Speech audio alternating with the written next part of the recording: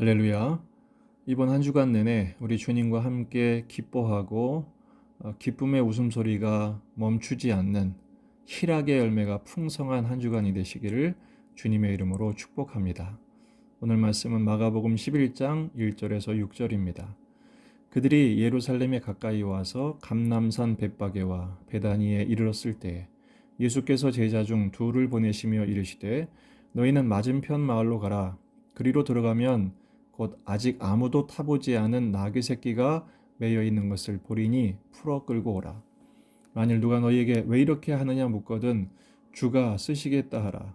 그리하면 즉시 이리로 보내리라 하시니 제자들이 가서 본즉 나귀 새끼가 문 앞 거리에 매여 있는지라. 그것을 푸니 거기 서 있는 사람 중 어떤 이들이 이르되 나귀 새끼를 풀어 무엇 하려느냐 하매 제자들이 예수께서 이르신 대로 말한데 이에 허락하는지라. 아멘. 본문에 계시는 주님은 어떤 분이신가? 주님이 쓰시겠다고 말씀하십니다.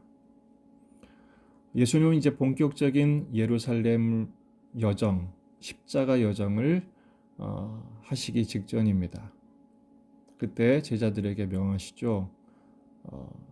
아무도 타보지 않은 나귀 새끼가 매여 있을 텐데 거기 가서 풀어서 끌고 오라 라고 말씀하십니다. 누가 왜 가져가냐 무슨 일이냐 물으면 주님이 쓰시겠다고 전하라. 그리하면 이리로 보낼 것이다. 주님 말씀대로 됐죠. 여러분, 유대인들에게 나귀는 생계수단입니다.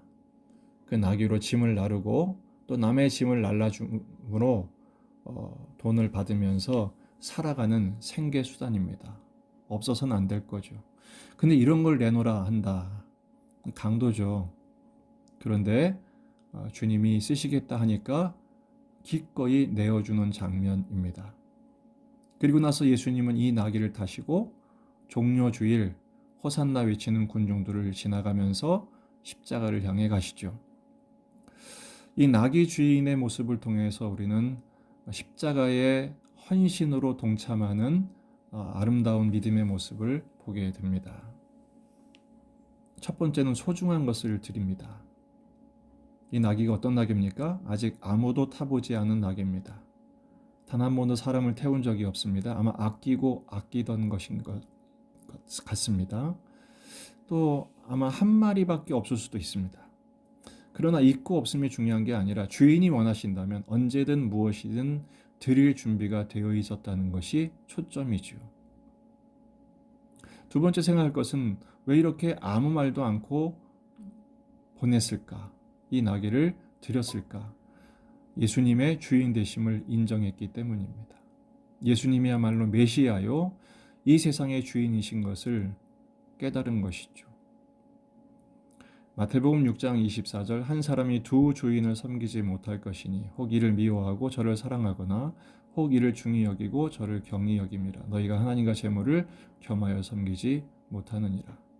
이 사람이 누군지는 소개되어 있지 않아요. 하지만 중요한 것은 주님이 쓰시겠다라고 말씀하시니까 두말하지 않고 보냅니다.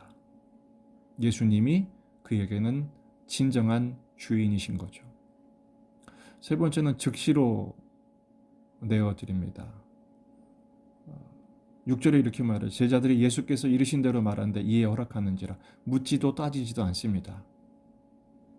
그냥 즉시로 이미 주님의 것이기 때문에 드린 것이죠. 네 번째는 무명의 헌신입니다.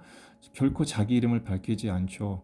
보통 좋은 일 하면 나는 누굽니다. 기억해 주세요. 그리고 주님께도 갚아주세요. 뭔가 기대하는 게 있고 자기 이름을 드러내고 싶어 하지 않겠습니까? 하지만 이 주인은 그냥 두말 없이 보내고 맙니다. 어떻게 이럴 수 있었을까요?